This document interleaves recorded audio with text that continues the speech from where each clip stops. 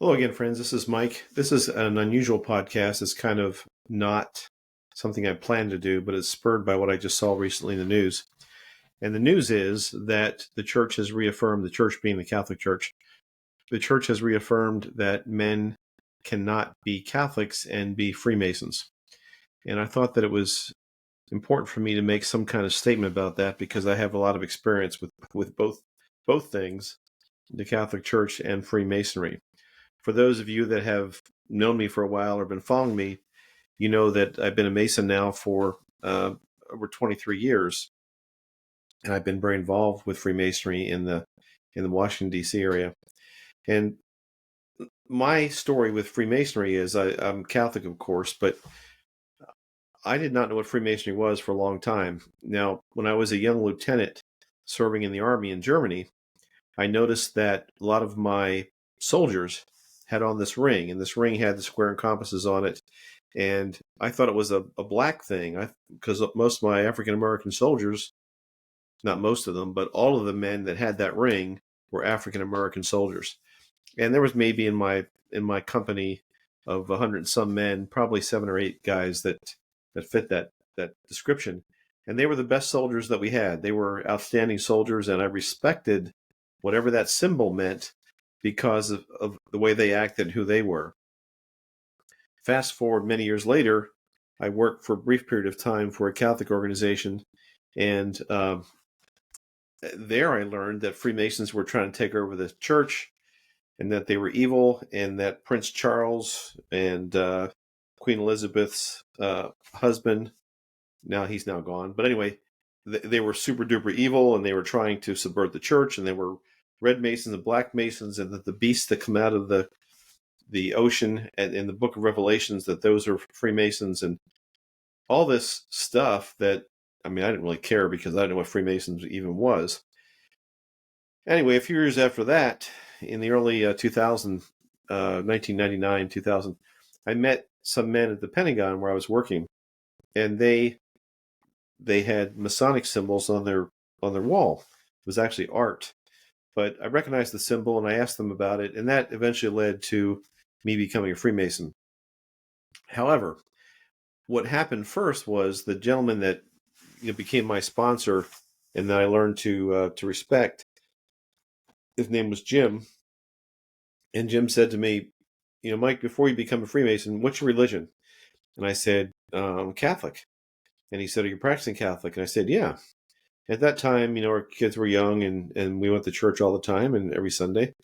And he said, okay, before you become a Freemason, let me just suggest that you contact the Diocese of Arlington, Virginia, which is where my parish was, and just make sure that it's okay with them that you become a Freemason. He said, I'm Catholic, and I did the same thing in D.C., but I just know that there might be an issue.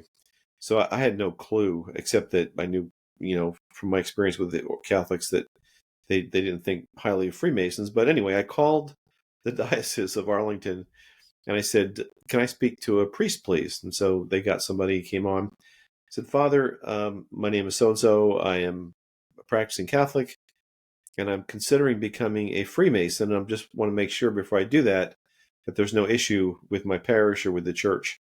And he said, hang on a second. And he went away. And it took him about 15 minutes before he came back, and he said, listen, as long as they don't ask you to do anything contrary to your faith, there's no issue. And I thought, awesome. And so I went on, I became a Mason, whatever. About 2 years after I became a Mason, I was still relatively young. Jim gave a presentation in our lodge, and each lodge meeting lasts an hour and a half or so. We met once a month, and as part of this meeting, usually have some type of presentation, and it can be something that's Masonic related or anything. It can be anything. And this particular thing was by Jim, and it was about Catholicism or Catholics and Freemasons.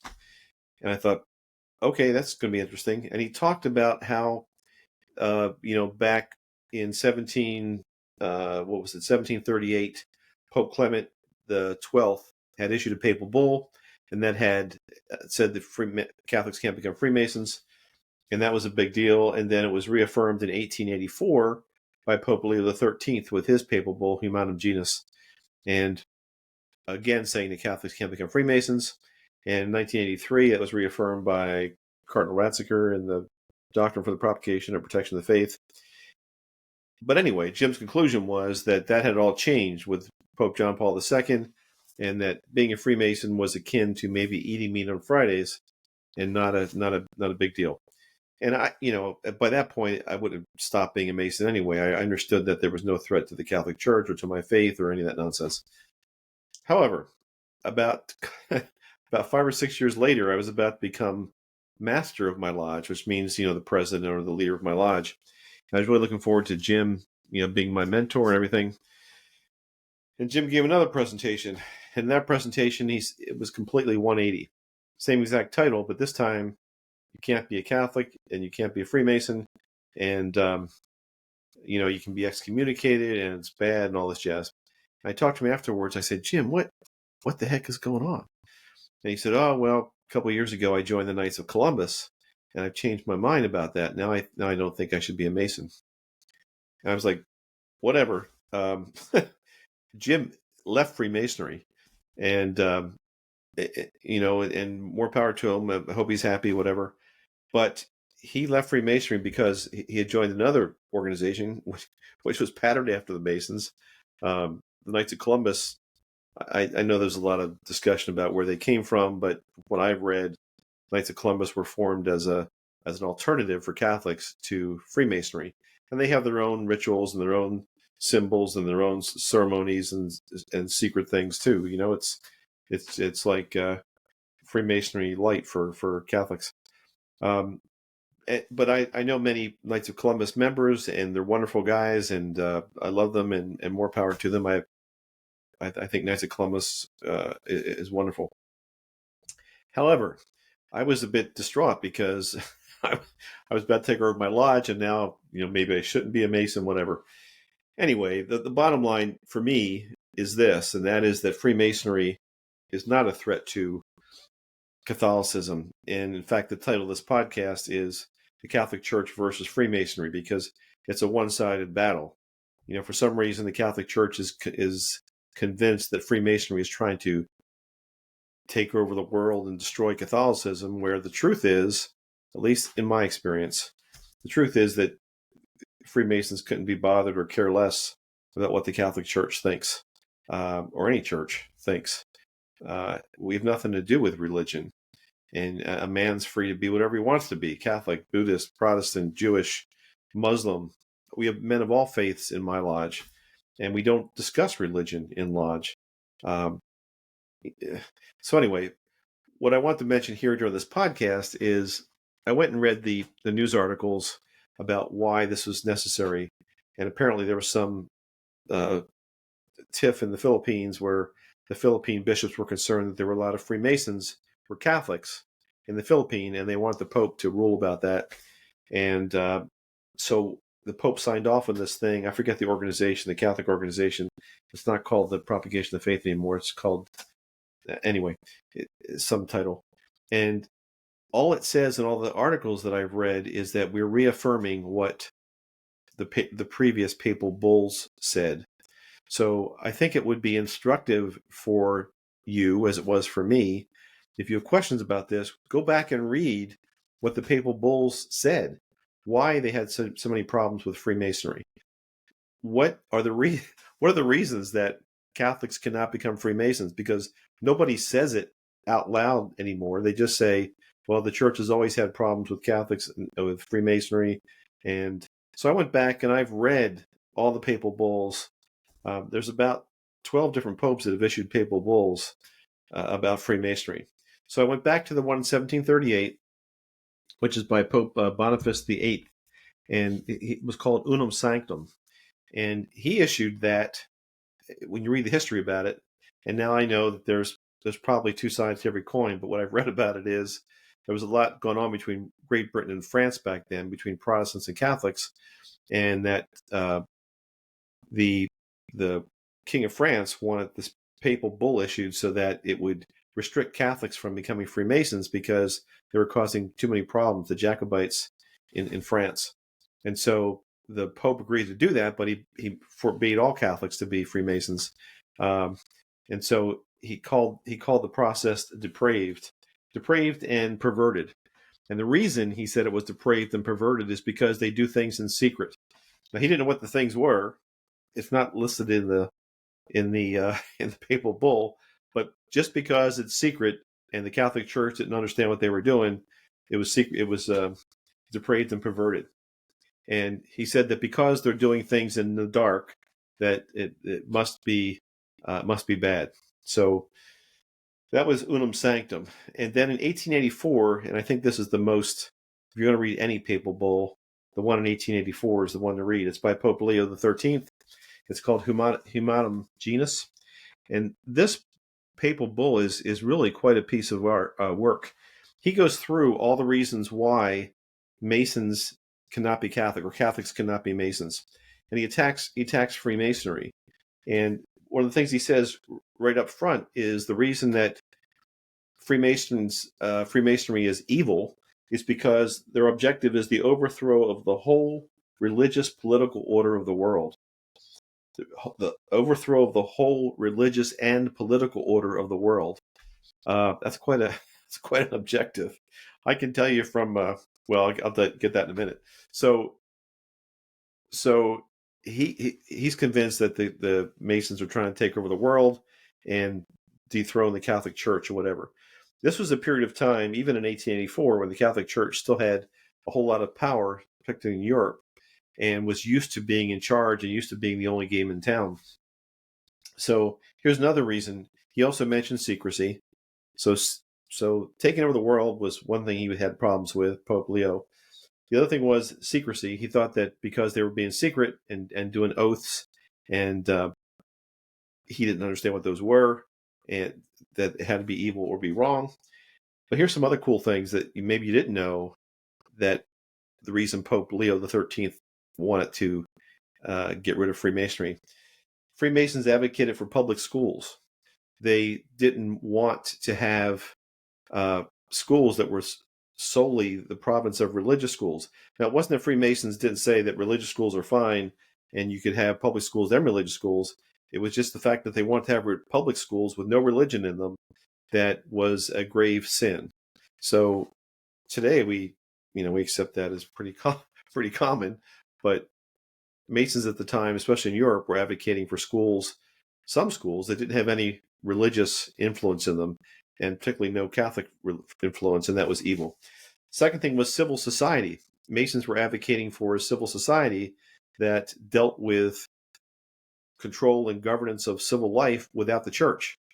And so up until that point, and certainly throughout the Middle Ages and the Renaissance, the church was very involved in politics. Popes were very involved in politics. They chose rulers, they chose kings, they chose governors, they chose everything down to mayor. The Masons did not accept that. They wanted to have civil rule, civil elections, free elections, and this was a threat to the Catholic Church.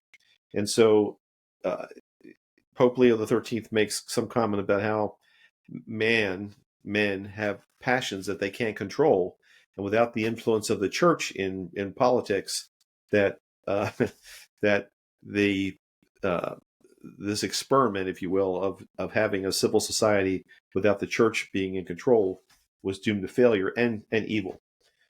So secrecy, overthrowing the world, public schools, civil society. Oh, also the pontiff had to be supreme.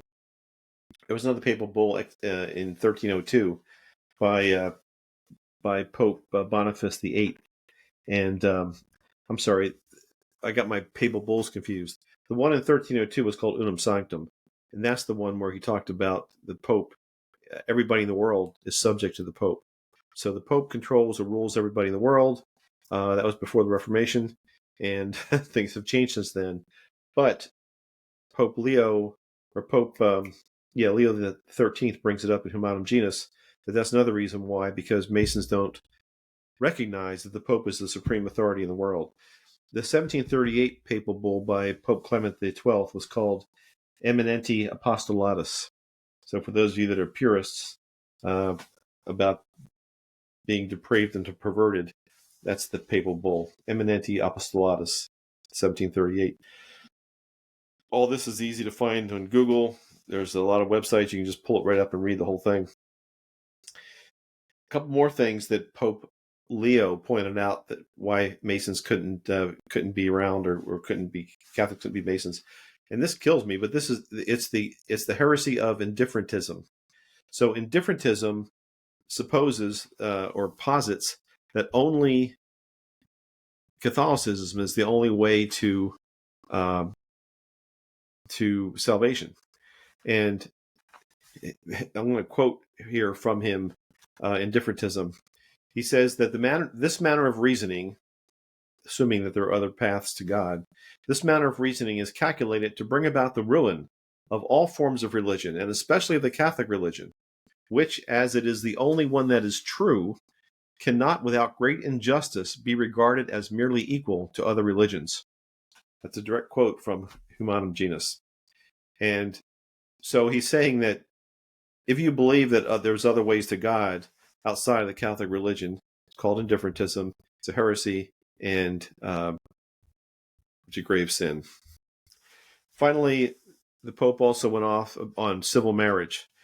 At that time, all marriages were done in the church, and Masons were advocates of civil marriages outside of the church, and divorce. And at that time, that was a big deal, and the Pope, of course, was criticizing Masons for supporting both divorce and for civil marriages. So those are go read it yourself if you want, those are the main things in Humanum Genus and the other two papal bulls. The fact that Masons are doing secret stuff that no one understands, the fact that they want to overthrow the whole world and replace the religious and political order of the world, the fact that they want to have public schools and civil society without religion, they won't recognize that the pontiff is supreme, the sin of indifferentism, and civil marriage. All that's listed in the papal bull. And that's the reason why Catholics can't be Masons. I loved another line from Humanum Genus. It is the special exclusive duty of the Catholic Church to teach children. So, I mean, they do a good job. I'm a product of Catholic schools, so I'm not criticizing that. But I think it's a little bit wrong to suggest that only the Catholic Church should be responsible for education. Another thing, and I'll end kind of with this. Another thing that he mentions in this papal bull, is that the little Masons, they probably just don't know what's going on and they're stupid. And so there may be many good men or men that appear to be good because they're going about life and doing their thing and they're Freemasons, but they don't know what's really going on with the bigwigs. And the guys in charge of Freemasonry are plotting to do all this bad and evil stuff. So I can only tell you that I was one of the guys learning about Freemasonry, and I kind of worked my way up, and I eventually was privileged to serve as the Grand Master of Masons in the District of Columbia. And I can assure you that if there was some kind of plot to do horrible things and take over the world, that I would have at least got a whiff of it. Honestly, we have challenges sometimes organizing a picnic. We're not ready to take over the world just yet, okay? Plus, the age of Masons is pretty high, and even the guys I know that are 33rd degree Masons, whom people make out to be monsters or something, do some research and see who 33rd degree Masons are. Ernest Borgnine and John Wayne, and guys that are not idiots, right? I mean, 33rd degree Masons have been pillars in our community and pillars throughout the world.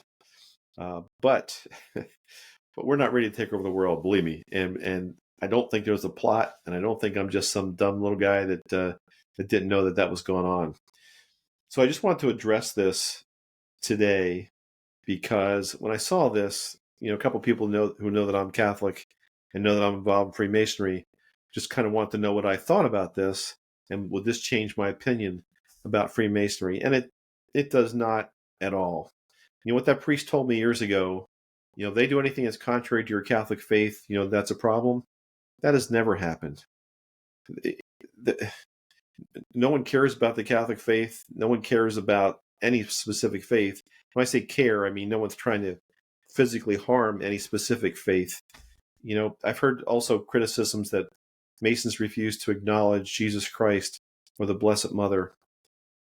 I mean, they don't refuse to acknowledge Jesus Christ or the Blessed Mother any more than they refuse to acknowledge Buddha or Muhammad or, you know, I don't know who God.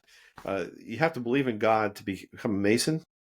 You have to believe in a power bigger than yourself, something more important than just you, because that's part of who we are. But there's no. If somebody was to mention Jesus in a lodge, lightning doesn't strike and your hair doesn't catch fire. It's more of a matter of courtesy that you don't pray to Jesus in a lodge, because you've got a lodge full of other men that are there of different religious backgrounds. So you try and just keep it God or the grand architect or whatever you want to use for the concept of deity.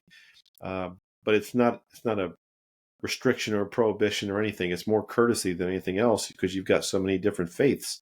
And Freemasonry, honestly, is a beautiful example of how all different faiths can work together for a common good. There's so much charitable work that Masons do that I think is pretty amazing. So that's kind of my thought on on Freemasonry and the lodge. Never been asked to do anything that I thought was unusual or odd. The thing about secrecy, let me just cover that real quick.